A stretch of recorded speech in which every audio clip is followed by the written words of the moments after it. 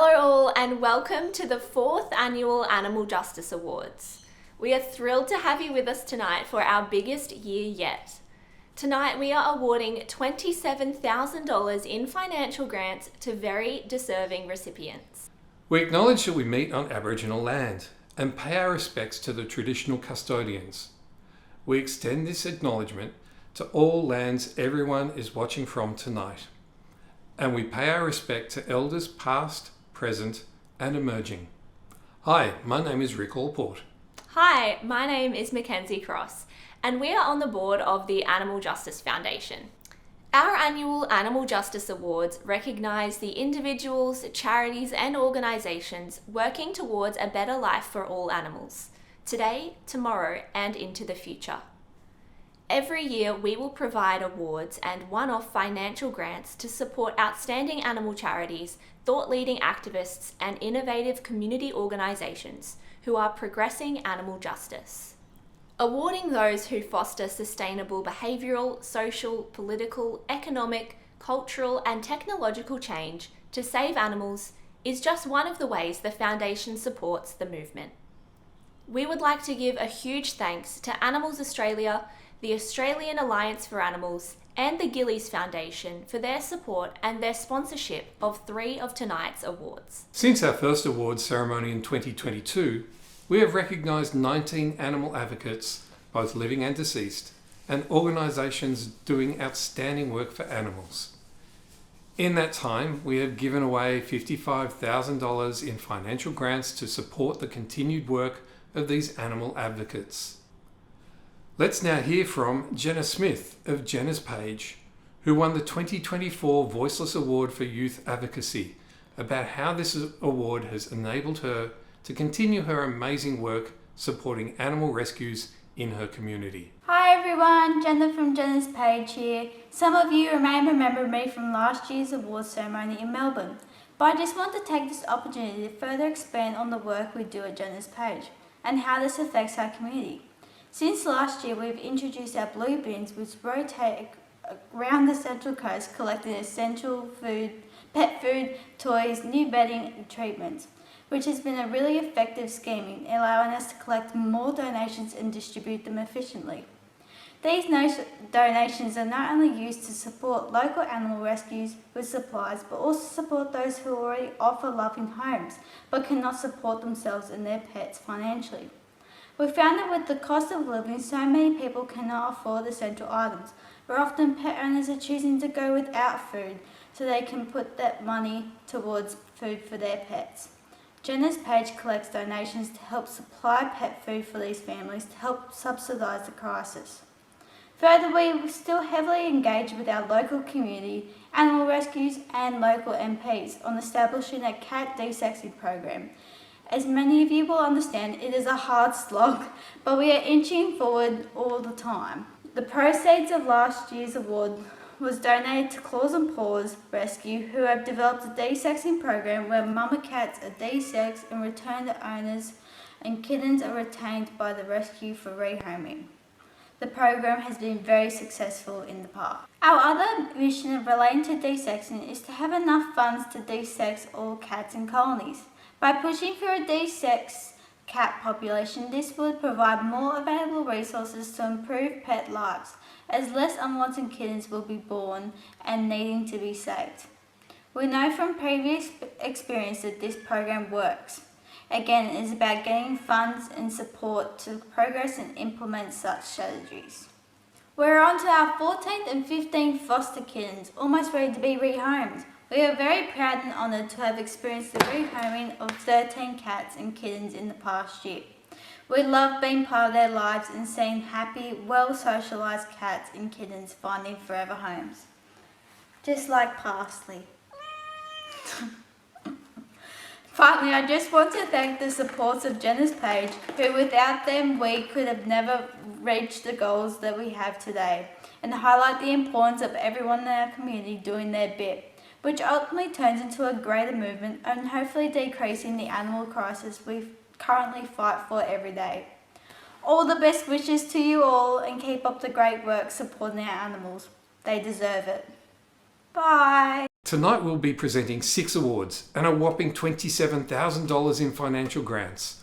All winners or their representatives will be presented with a unique hand-blown glass trophy mounted on a stained Australian blackwood base, engraved with the recipient's name and their supporting organisation if relevant. The Australian Alliance for Animals Award is accompanied by a $2,500 grant. The Animals Australia Award is accompanied by a grant of $5,000. And both the Gillies Foundation Award and the AJF Outstanding Activism Award are accompanied by grants of an amazing $10,000. In the future, we hope to increase the value of these grants significantly as the collection of funds available to the Animal Justice Foundation increases over time through donations and bequests of people in our movement. To explain the process we go through every year, I would like to introduce the President of the Animal Justice Foundation, Mr. Bruce Poon. Thank you for watching tonight, wherever you are. The Animal Justice Awards celebrate some of the great work being done by animal advocates across our country. It tells the stories of their work, their successes, the challenges, and our history. It's inspiring every year and a privilege to read the many nominations and just realize again how many of us there are, how many things are going on, and the growing strength of our movement towards animal justice. Every year we invite people to nominate themselves or others to be considered for one of our awards. And every year a judging panel is appointed. This year it consists of representatives from the Animal Justice Foundation, Animals Australia, the Australian Alliance for Animals, and the Gillies Foundation. So this committee reads through the many nominations. Sometimes we seek additional information and background before we meet, and when we come together, we discuss the merits of them all, and we make the decisions about the shortlist and the winners for each category. I probably don't need to explain that there are always far more worthy candidates and causes than we can support. When we have more money, we'll support even more activists and organisations. Thanks again for being here tonight. Let's get into it. I'll hand you back to the Masters of Ceremony. Our first award this evening is the Australian Alliance for Animals Award for Young Political Advocacy, plus a $2,500 grant. There were 7 people or organisations nominated for this award. The judging panel narrowed those down to 2 shortlisted recipients, and they are Monica Janinski in Victoria of Effective Advocacy Australia, and a trio of 3 individuals, Benjamin Anderson, Madeline Stewart, and Aidan Whitfield in the ACT. And the winner is Benjamin Anderson, Madeline Stewart, and Aidan Whitfield from the ACT. A huge congratulations to these deserving recipients. Now we've got a video from Benjamin, Madeline, and Aidan. I'm Madeline. I'm Aiden. I'm Ben. Yeah, so we last year worked on, and the year before, campaigning for ending live sheep exports. So we wanted to help end the trade because we think there's a lot of cruelty going on there. And Labor had promised to do that, but they hadn't said anything or started anything for that at the point that we started. But we are in David Pocock's electorate, and he's an independent and holds the balance of power. And he hadn't made any claims on his position with the issue. So we thought that there was an opportunity for us to talk to him to try to get him to make a public statement in favour of ending live exports to prompt Labor to do something about it. Yeah. So we reached out to him, the 3 of us, and we got 20 to 30 people from our community, people who cared about the issue, to sign on to the letter to say, hey, we care about this issue, we care about live sheep export, we think it's something that should be ended, would you like to have a meeting? He said yes, which was really cool. And then we did a lot of prep work for the meeting, which we had towards the end of 2023, prepping a couple of core arguments to push forward about how bad it is for the sheep, but also something that this is something the majority of Australians would support, ending the phase out. And then we had the meeting and it went really well. We spoke to him for just under an hour, which is actually quite long for Parliament time. And we had the initial primary arguments, which we put forward. but also we had prepared a number of secondary arguments, which was really, really useful to have that preparation, because they sort of came up in the conversation, and when he brought up points in the conversation he had had with industry, was sort of able to bring rebuttal and have that be a really productive conversation. And he seemed to be really positive and supportive of our position, and so we continued conversation with him. Yeah, and we kind of continued applying, working with Pocock's office in order to apply pressure on Labor to bring the legislation forward. We launched a petition which garnered over 3,000 signatures for people in the ACT to sign, to tell their Labor MPs that they really want this issue dealt with, and they want it dealt with sooner rather than later. So that, I think ultimately what this led to is when the legislation was eventually voted on in the Senate, very excitingly, Senator Pocock voted in favour of the legislation passing to ban live sheep export. And he said that community engagement had been really instrumental in shaping his position, and he named us specifically as, having really Made a difference there. And it was just a really inspiring process all around. It was great to feel like our voices were really being heard in our democracy, so we could make a difference for animals. Absolutely, it was just a really engaging experience. It was really kind of cool to have that with politicians actually listening to us, and I think it was just and obviously it was successful, which is part of, I think, really nice thing, but also the whole experience, I think, was really informative and kind of as just in educational in terms of advocacy experience, to kind of just learn by doing. Yeah, and also super eye-opening, because it was a lot more accessible to talk to and influence your politicians than at least I thought, which, and I think that's the way democracy should be. And there's a lot of luck involved, but I think it's worth doing. Our second award is the Animals Australia Award for Effective Advocacy, which also carries a $5,000 grant. There were 37 nominations for 25 individuals and or organisations in this category. The judging panel narrowed those down to 5 possible recipients, and they are Crystal Camilleri in Tasmania from Farm Transitions Australia, Lee McBride in South Australia from Vegan Festival Adelaide, Lisa Ryan in New South Wales from Animal Liberation New South Wales, Nikki Steedham in Victoria from Beagle Freedom Australia, and Hannah Tate in Victoria from Action for Dolphins. And the winner is Nikki Steedham from Beagle Freedom Australia. Congratulations to Nikki. Now we're going to hear a short video from Nikki. Hi, my name is Nikki and I'm co-founder at Beagle Freedom Australia. At Beagle Freedom Australia, we made contact with research facilities to negotiate the release of any animals they have been using in their research trials. They often use beagles for the same reasons that they make great family companions. But we also take a lot of cats in, and recently we took an entire research colony of 34 cats, as one facility that we work with has shut down their research cat program. So it's not just beagles. We've been rehoming beagles and hounds for almost 20 years now, but for the past 11 we've been focusing on rescuing animals from research facilities. Like so many people in Australia, we had no idea just how many animals were being used in research here. The deeper we looked, the more we learned. And ever since then, we've spent countless hours just trying to uncover where these animals are, and doing whatever we can to help them. It's a tough industry to break into, and information isn't easy to find, but we keep trying. And we will for as long as the animals need us to. The work we do here at Beagle Freedom Australia is never done by just one person. We couldn't do any of it without a team of dedicated and hardworking people behind the scenes. Our incredible volunteers give so much of their time and their hearts to these animals, and we hope that one day our work won't be needed. But until that day, we'll keep advocating for stronger laws and better conditions for animals in research.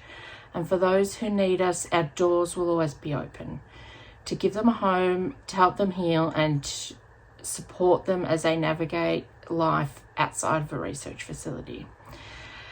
So this award is not just a reflection of our work, but every person and every organisation striving to shift human attitudes and create real change for animals.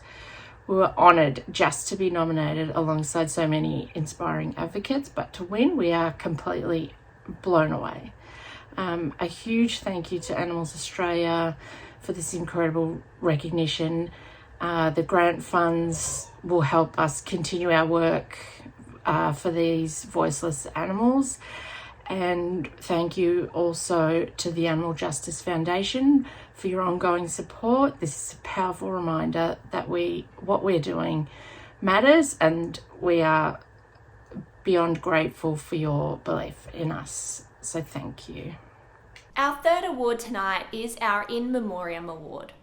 Whilst we're here to celebrate the work of 5 dedicated individuals or groups still working for animals, we also want to celebrate the work and commitment and acknowledge the great loss of those tireless animal advocates who finally get to rest. We have honoured the lives so far of 6 amazing advocates no longer with us. Bede Carmody, Dennis Anderson, Helen Marsden, Brian Sherman, Kerry Carroll, and Siobhan O'Sullivan. This year, we would like to present our In Memoriam Award to the friends and family of Suzanne Briggs. Suzanne was nominated by Linda Stoner, and Linda would like to say a few words about Suzanne and her work, particularly with animal liberation.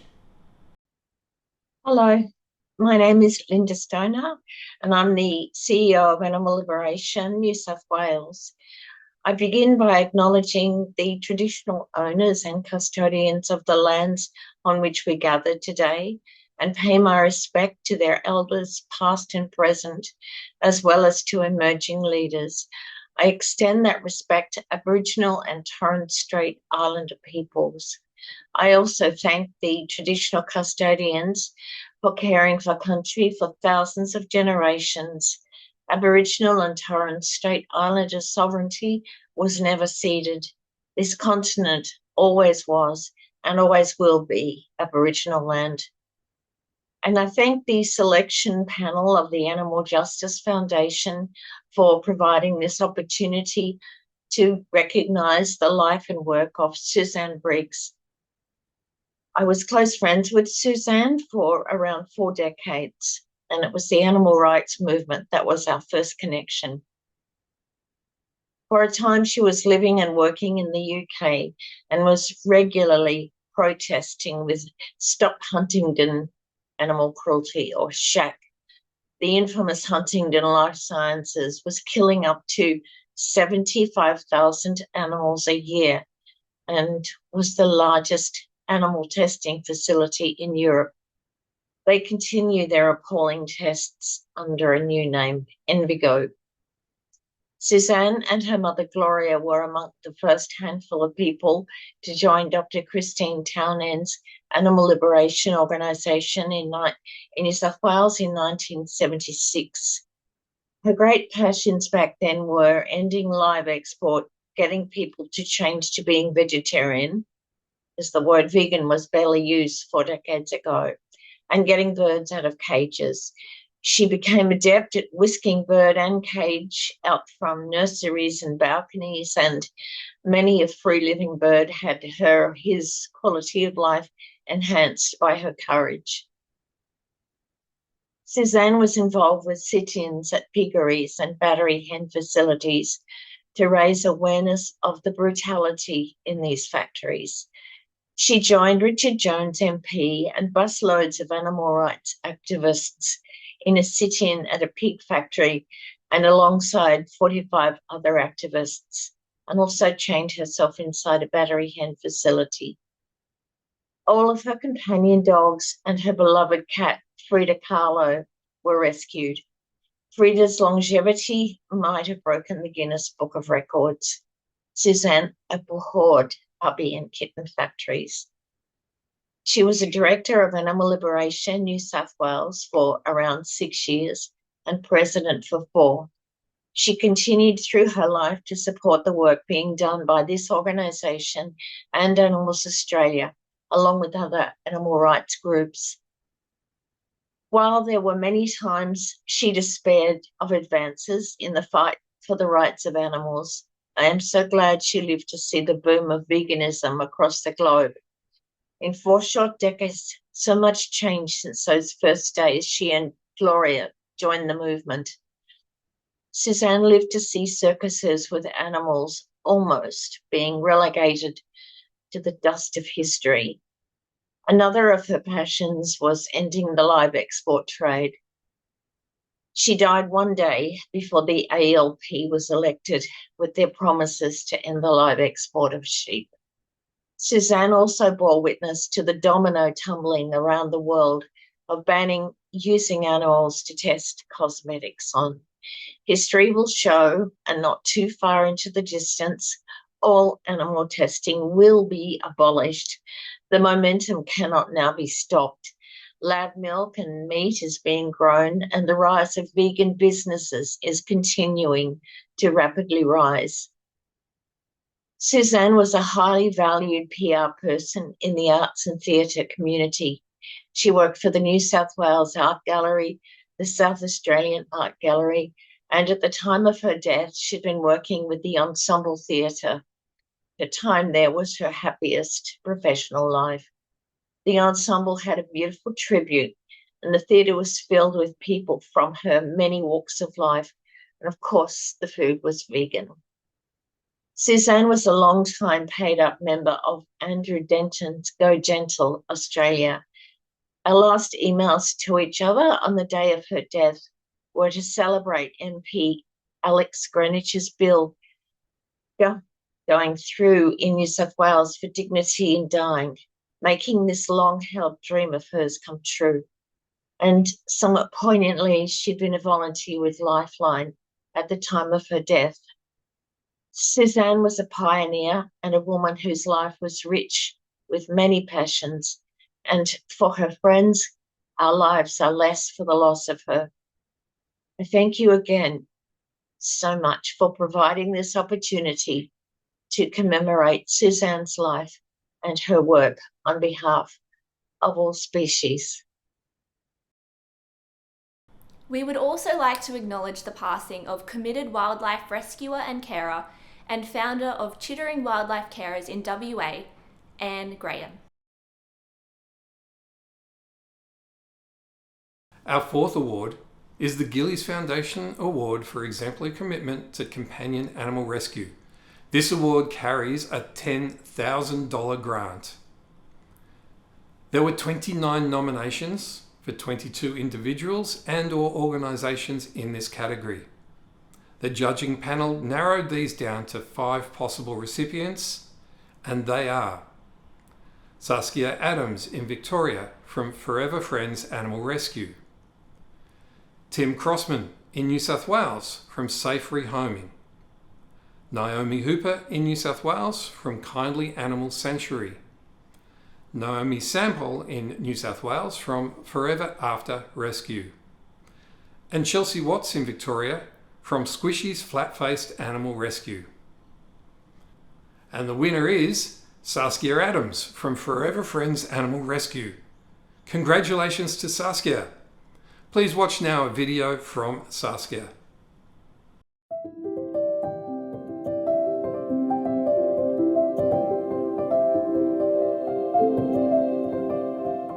The worst myth that I probably believed about rescue animals before Ned came into my life was that they are somehow damaged goods. I discovered very quickly that that wasn't the case, thanks to Ned. I couldn't believe that this was a dog who the day before had been on death row in a country pound. And that realisation blew my mind in a way, to think how many more Neds are in these places who don't get out alive. He inspired me to want to do more to help other animals like him. Forever Friends Animal Rescue stands out because we will assist any animal in need, from goats to horses to cats to dogs. And we also have over 700 active volunteers from every walk of life. Every one of those people are part of the group for the genuine reason that They want to make life better for animals. We have over 900 animals in our care on any day who are going through the process of being rehabilitated and rehomed. Placing those animals in the community, they become their own best advocates. My hopes and dreams for Forever Friends Animal Rescue is that one day we won't be needed because every animal will be loved. There's more than enough homes out there for every rescue pet. They don't need to die in their thousands.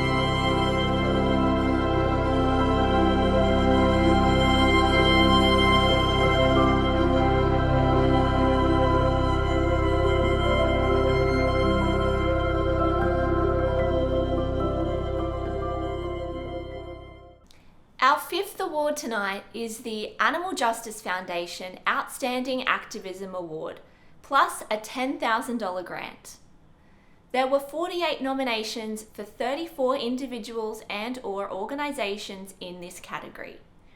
The judging panel narrowed those down to 5 possible recipients, and they are Christy Alger in Tasmania from Animal Liberation Tasmania and Defund Tas Racing. Crystal Camilleri in Tasmania from Farm Transitions Australia. Liesl Estioko in Queensland from Queensland Vegan Markets, Brisbane Vegan Expo and Vegan Events Australia. Lee McBride in South Australia from Vegan Festival Adelaide. And Harley McDonald Ecclesall in Victoria from Farm Transparency Project. And the winner is Crystal Camilleri from Farm Transitions Australia. A huge congratulations to Crystal, and we'll hear from her now. My name is Crystal Camilleri, and I am deeply honoured to receive the Outstanding Activism for Animals Award as part of the Animal Justice Foundation's awards ceremony. My journey began in 2020 when I started rescuing calves from dairy farms here in Tasmania. In 2022, I co-founded Companion Cows, a rescue and rehoming charity for dairy cows and their babies. After spending time on farms and speaking with farmers, I learnt that many farmers feel trapped in a system that is taking its toll on their mental health and well-being. They are battling droughts, floods, financial pressures, complex production systems, and the isolation that comes with trying to survive in an industry that is both unsustainable and in decline. I met farmers who were open to change, but lacked the time, resources, and support to find a way out. In 2023, I founded Farm Transitions Australia, a registered charity and the first of its kind, dedicated to helping dairy and animal farmers transition into new sustainable enterprises, plant-based horticulture and alternative careers. My mission is to build bridges between farmers and a future that no longer depends on animal agriculture. If we truly want change, we can't expect farmers to do it alone. By extending our compassion for animals to farmers, we can fast-track the transition away from animal agriculture and create a better future for animals, the environment, and for farmers. Thank you to the Animal Justice Foundation for this honour and for believing in our mission. Our final award tonight is the Peter Singer Award for Lifetime Achievement. Previous winners of this award have been Christine Townend, Laurie Levy and Dominic Thurier. I'm back again. There were 41 nominees for 33 individuals in this category, and the judging panel narrowed those down to 3 possible recipients for this year, and they are Pam Hearn in Victoria for her animal liberation, rescue, rehabilitation and rehoming work, Steve Garlick in the ACT for his lifetime commitment to wildlife rescue and rehabilitation, and Mick McIntyre in New South Wales for his tireless work protecting all wildlife, but probably known best for his work with macropods.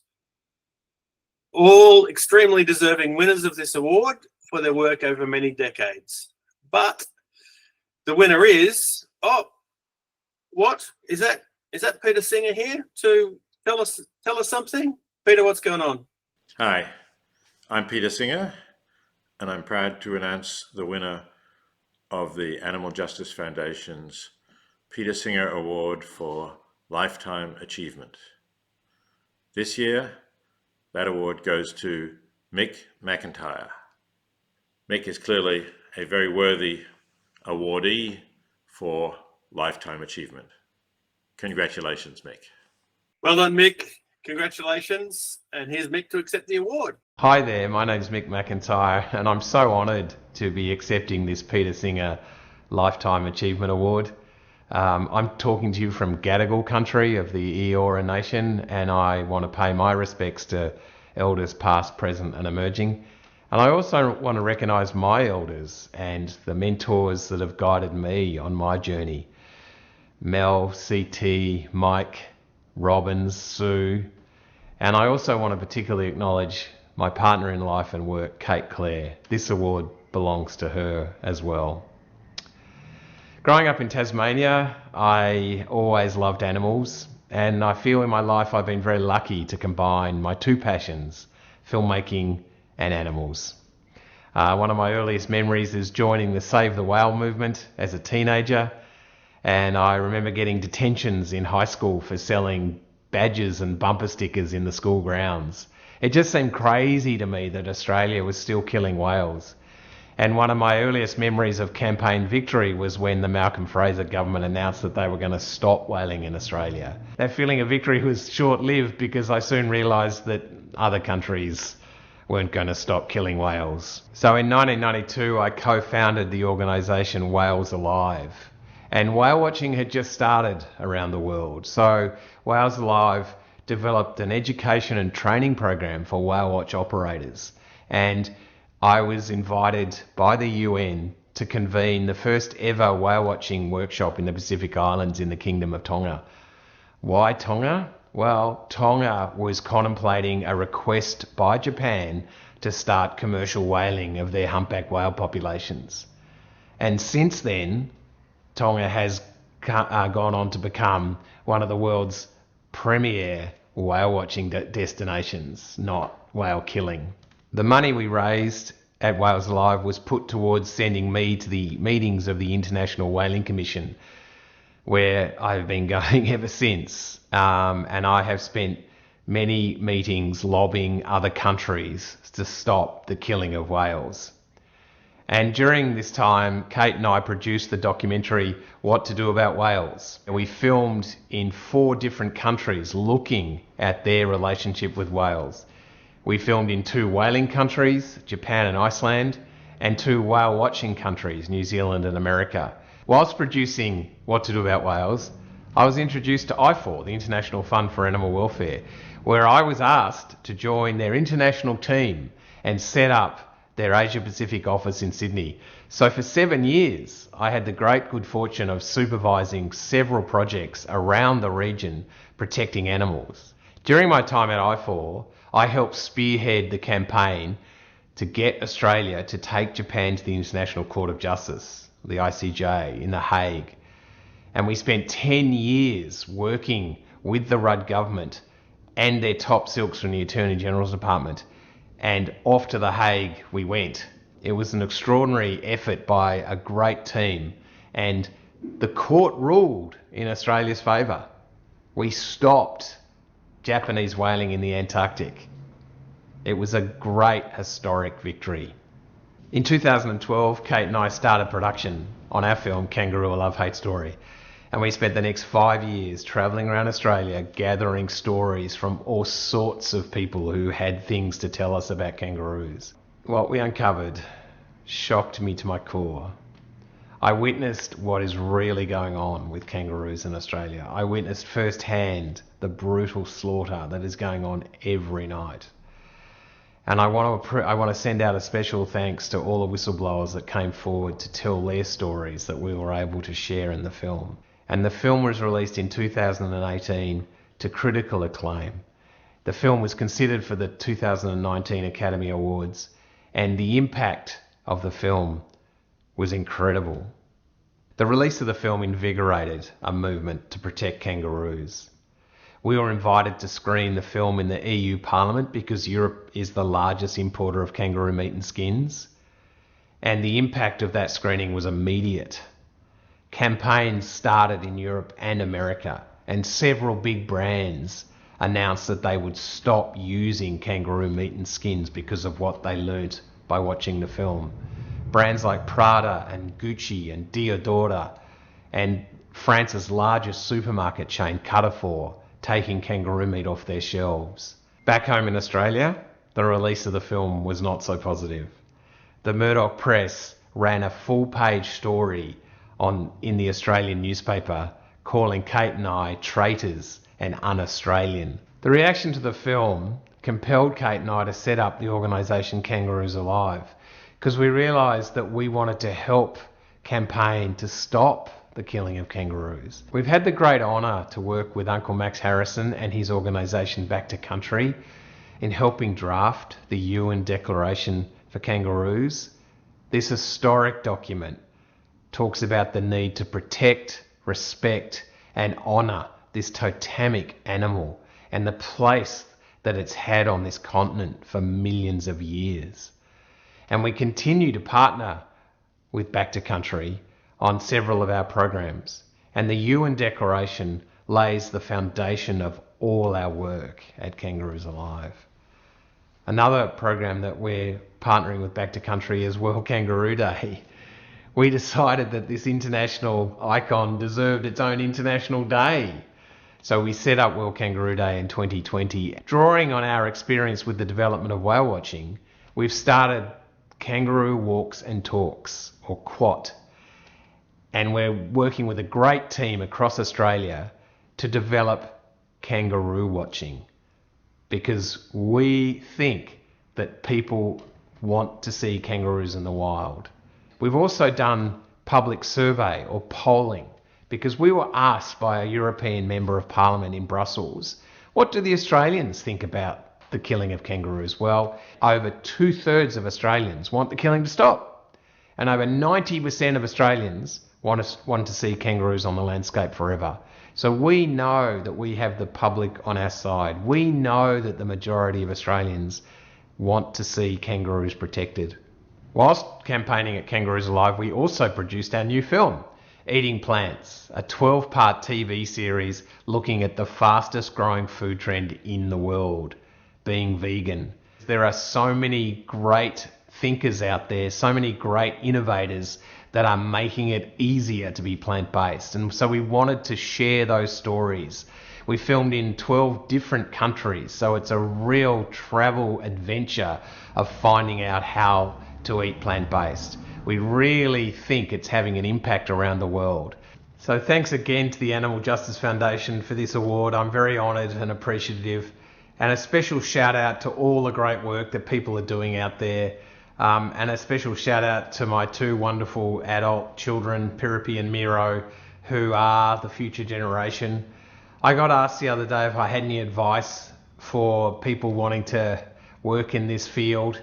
And I just want to say that we are on the right side of history, that there is no social license for killing animals. So persistence, persistence, persistence. And thank you everyone for all your great efforts. That concludes our awards ceremony this evening. Thank you so much to everyone who nominated an individual, organisation or charity for one of our awards tonight. Congratulations to all of our award winners this evening. You are all so deserving of these awards and financial grants.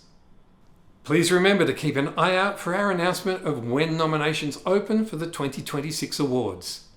We want to see those nominations continue to grow. Last year we said we'd like to see nominations double, and they indeed did rise from 69 nominations for 2024 awards to well over double, 166 nominations for 2025.